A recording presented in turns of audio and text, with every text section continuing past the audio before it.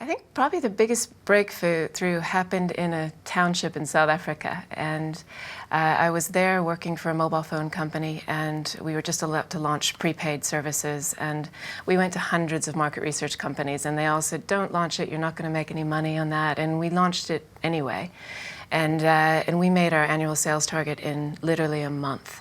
And so we went into the townships to see why and what was happening. And we just saw the most amazing display of entrepreneurship, where you had people selling phone calls from the corner of the street. You had people selling phone calls from briefcases. You had them selling phone calls from trailers.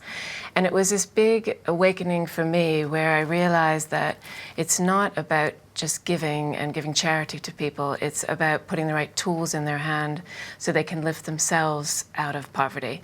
And it was also an awakening moment to me about the power that business has in its hands to make sure it gets the right tools in the right people's hands, and that it listens to the right people to understand what those tools are.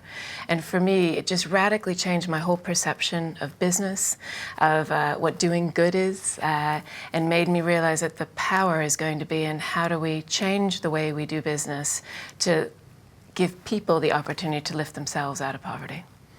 So all these market researchers said can't be done, won't work, and you went out and saw people who'd already bought some airtime and were selling it to other people?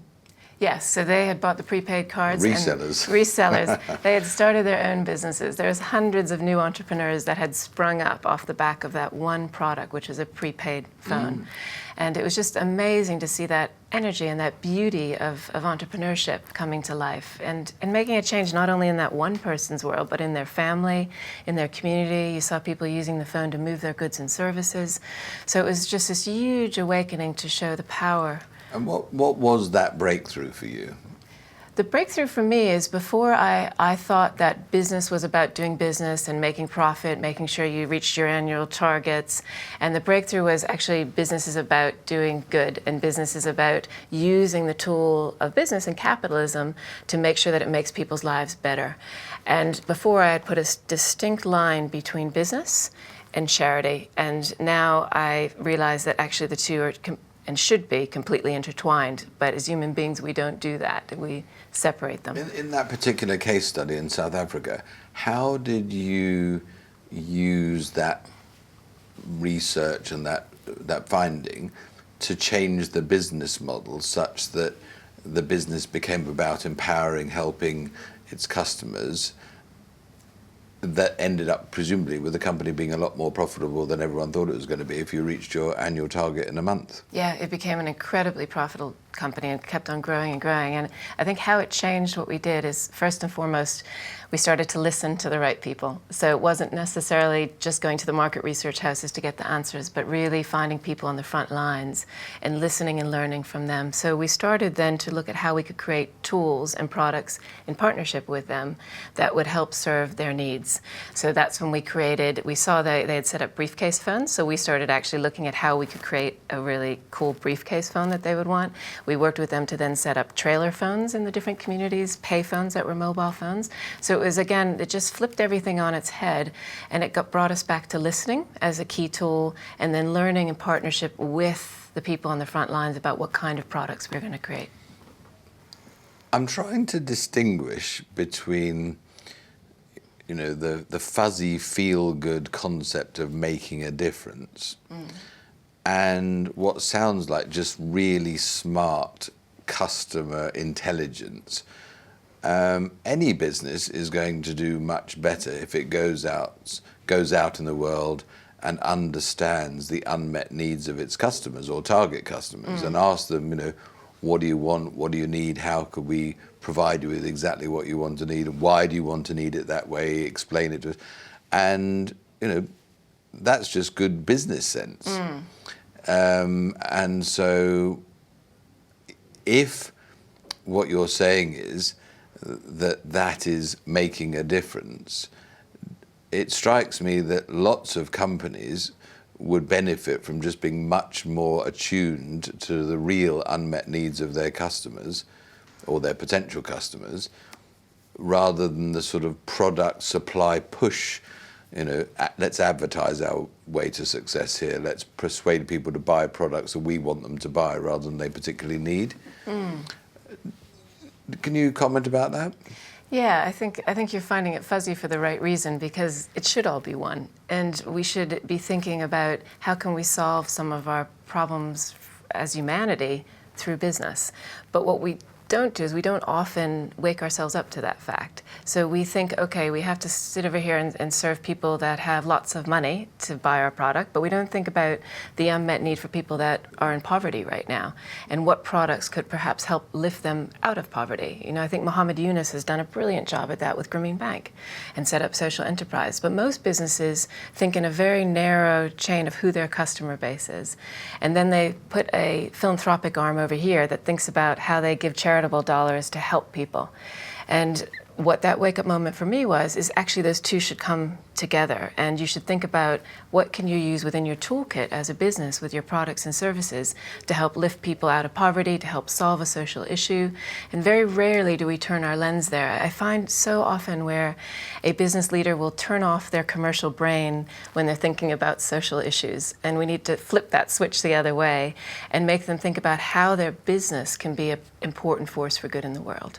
The choices I've made now since I left Dyson in February 2012, my day job, as I generally refer to it as, is I'm chairing 4 businesses which are held in Montagu Private Equity's portfolio. So that's what I do. These are businesses that have enterprise values of between 200 and 800 million. So they're a little bit like where Dyson was, say, 10 or 12 years ago.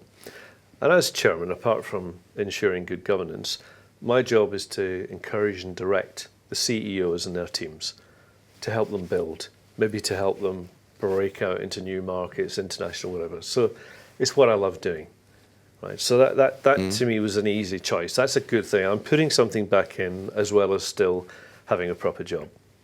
As far as this education and industry agenda is concerned, I just feel very, very strongly about the way that we've allowed our education agenda to drift. And I do feel that the most underprivileged section of our society at the moment, in terms of professional layers, is that layer of 18 to 22, 24-year-olds capturing school leavers and university leavers.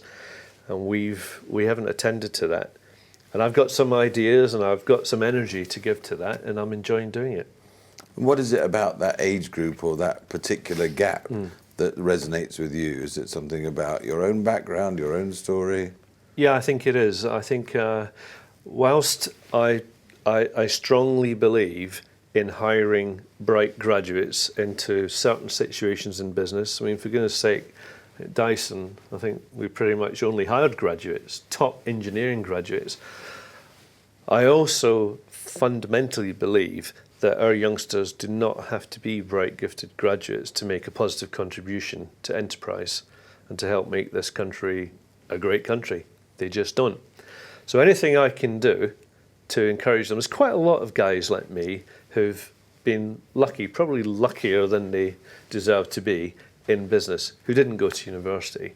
So I'm focusing very much on trying to make sure that, what about if, for example, industry did a far better job of forecasting just exactly what kind of jobs it's going to need 5 years, 10 years from now, so that education can then think, okay, and then education can also think about, well, since we have a shortage of science, technology, engineering, and mathematics skills, how can we make those subjects more alluring, more sexy? How can we encourage people in? How do we mentor? How do we role model? How do we get our youngsters to want to do those things? It's a good agenda, I'll tell you. If we can get that right, then I think it'll make a big, big difference. Proton therapy, as you know, is a form of a technology which is there to be used as a treatment method for cancer, as opposed to chemo and radiotherapy. And it's amazing that one drop of water has got thousands of atoms in it. And if you split the atom, that's how you find the proton. And that proton is fired at the point of cancer. When it enters the body, and similarly when it exits the body, it doesn't harm any other organs, any other parts, as opposed to chemoradiotherapy. So it's an amazing technology. It's not in the UK. There's no proton therapy centres, and in many other parts of the world. So we at Dome partnered with an American outfit, SAH Global, which has a exclusive right to develop this. And we used Islamic finance as a mode of finance to build this and to finance its acquisition and its building. And it's an amazing opportunity we have. So far, we've agreed with the Oman government, the Sultanate of Oman, to build the first centre there. We're in discussions with the UK government and hope to have something here as well. So this allows you to combine Islamic finance as a mode of finance with a project which is ethical, socially responsible, and environmentally sustainable, because even the building is going to be built in such a manner where there'll be solar power panels and other forms which helps the reduce carbon and other forms of environmental harms.